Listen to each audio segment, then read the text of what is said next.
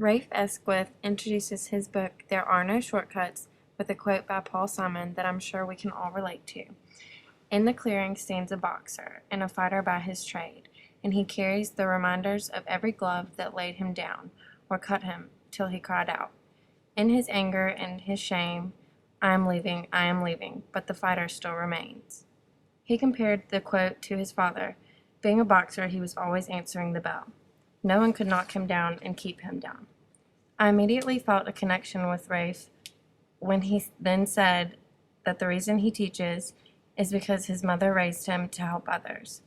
I see that in myself because I'm constantly offering a helping hand, and I get that from my mother. Rafe said, "We teachers are all boxers. We get hit a lot. I've been knocked down so many times I'm often woozy." This is so true. My closest mom friend came home from work one day last year, and she seemed so distraught. She is a teacher, and one of the parent-teacher conferences she had didn't go so well. The parents did not agree with her suggestion, and they were not too polite. It upset her, but it did not keep her from going back to school the next day to continue her job of being the best first grade teacher she could possibly be for her students. Rafe says the difference between the best ones and the others is that the best ones get up to answer the bell. May you always get up. It is a child ringing that bell, and he needs your help. In Chapter 1 of Rafe Esquith's book, titled Curtains, he introduces his objectives. He says that this book is meant to be a reminder of what public education can be, and that he wants to give hope to young teachers who would like to run against the wind but are afraid of the consequences. He then talks about our public schools and how they are failing. He poses this question: why are schools failing? His answer: many districts are trying to take charge of education by forcing all teachers to use uniform lesson plans, all students learn the same material at the same pace. Then Rafe begins to describe his own personal journey. He describes a few bumps in the road, such as an incident when he decided to break the rules as a student teacher and take a Saturday field trip. As a result, he had to repeat his 6 months of student teaching. Then, after graduating, Rafe is assigned to teach at a middle-class school and not an economically disadvantaged one he was hoping for. The students were very fortunate and took a lot for granted. Scores were all that really mattered, and if bending the rules would make them better, then Rafe was expected to do just that. After a disagreement with his principal and his overall unhappiness with his job, Rafe was offered an opportunity he just couldn't refuse. He agreed to transfer to another school, nicknamed the Jungle. It was going to be a challenge, but Rafe was ready, or at least he thought. He knew the teaching would be tough, but he wasn't really prepared for the hand he was dealt. It was an overcrowded school with horrifying test scores, and hardly none of his students spoke English as their first language at home. It seemed that Rafe has made a huge mistake, but he says that he has never regretted the path of least resistance.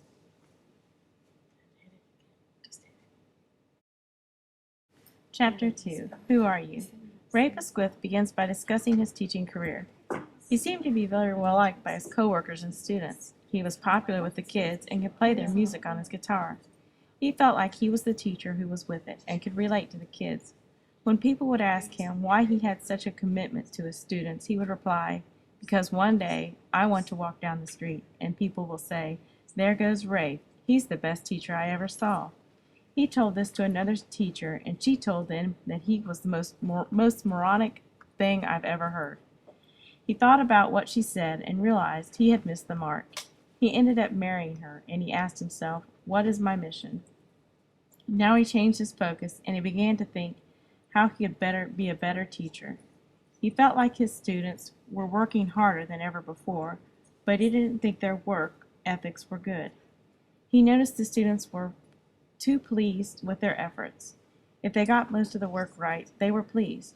Rafe began to realize his students had become accustomed to a fast food society. We have an instant everything at our fingertips.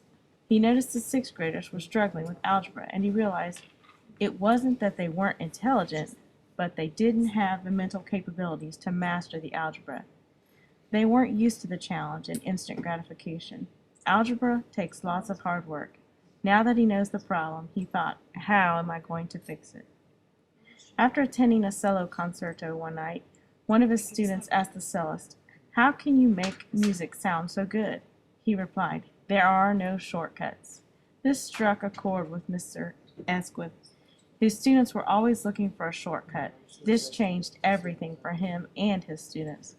If you want to be a better teacher, then you will have to work longer hours. And that is just what he and his students did. He inspired his students so much they started coming to school at 6:30 to practice their algebra. They sacrificed doing things they used to do because they were on a mission to prove themselves that they could do this.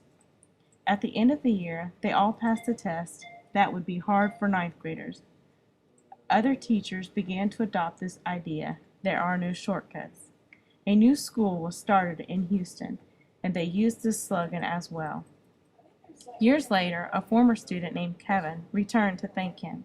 Kevin told Rafe it was him who inspired him to be what he is today. Kevin was facing obstacles and difficulties at home. Teachers were not giving him a chance and treating him unfair. The only one Kevin thought believed in him was Rafe. Kevin was very withdrawn and stuttered. Rafe believed he was brilliant, but previous teachers never commented on how smart he was, only how quiet and withdrawn he was. Rafe taught him how to play chess, and he easily was the best chess player he had ever encountered. Kevin went on to be one of the finest high school chess players in the nation. He scored a perfect score for math on his SAT. His GPA was a 3.45. Kevin attributed this success to Rafe and his motto. Kevin gave a speech to Rafe's class and told them the secret to his success was, there are no shortcuts. Rafe, as you could imagine, was overwhelmed with happiness.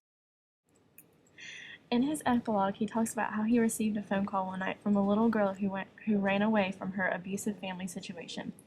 She was now living with a man, only being 14. She was a very gifted musician and getting a scholarship to a fine music academy.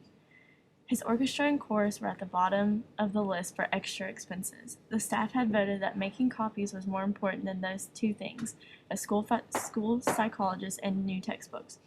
Only the school nurse was ranked above the copy machine. Then, his song that he had chosen for his multicultural day the next week had been rejected. After 11 hours of work that day, the class rushed out to go home. On this evening, he was considering whether teaching was noble or just a wasted life. But Danny and Karen, who happened to be the two stars of the production, had stayed until past 6 o'clock to help clean up. Danny was the most brilliant boy, best looking, best student, most talented musician, but he was also slightly arrogant and temperamental, who on some days became impatient and a little hard on his classmates. Karen was quiet, brilliant artist with soft facial features that hid an inner toughness known only to those closest to her.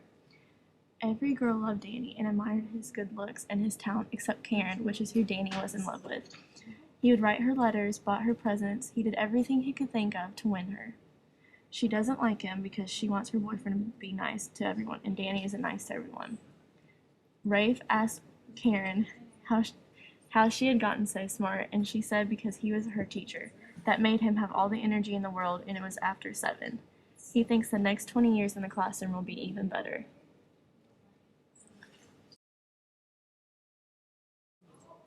Prologue, Abigail Millars. Chapter 1, Mary Quarterbassy. Chapter 2, Kim Templeton. Epilogue, Brittany Hobb.